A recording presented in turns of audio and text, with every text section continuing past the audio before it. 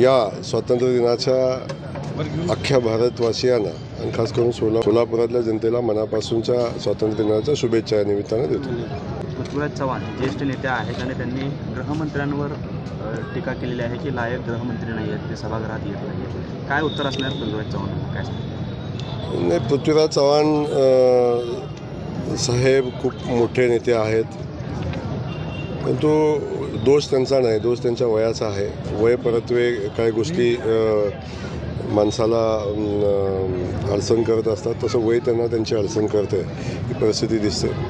देशाचे गृहमंत्री आदरणीय अमित भाई खूप चांगलं काम या निमित्तानं करत आहेत आणि असे अनेक निर्णय देशासाठी आवश्यक असणारे ते निर्णय त्यांनी ठामपणे घेतले. खास करून 370 कलम त्यांनी हटवत असताना घेतलेली मजबूत भूमिका आपण सगळ्यांनी पाहिलेली आहे आणि एक मजबूत देश बनवण्याच्या दृष्टिकोनातून त्यांचं जे काम चाललं आहे त्या कामाला मनापासून शुभेच्छा देत असताना पृथ्वीराज चव्हाण साहेबांना माझी या निमित्तानं विनंती राहील, आपण कधीतरी इतिहास तपासून पाहिला पाहिजे आणि आपण सभागृहाचं कामकाज कसं चालवलं होतं, लोकसभा कशी चालवली होती याचंही किमान आपण आठवण म्हणून तपासून घेतलं पाहिजे. भाजपाला संविधान गुंडाळायचं आहे आणि मनुस्मृतीच्या माध्यमातून हा देश चालवायचा आहे अशी टीका काँग्रेसकडून हर्षवर्धन सपकाळांनी केली.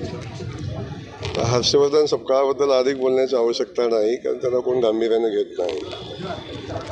आदरणीय मोदीजींनी कायम देशाच्या घटनेचा सन्मान केलेला आहे.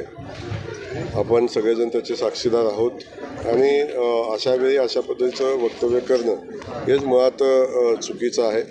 त्यामुळं सातत्यानं संविधानावर शंका घेण्याची प्रवृत्ती जी काँग्रेस पक्षाची आहे, काँग्रेस त्याला खऱ्या अर्थानं आता जनतेनंच त्याला उत्तर दिलं पाहिजे.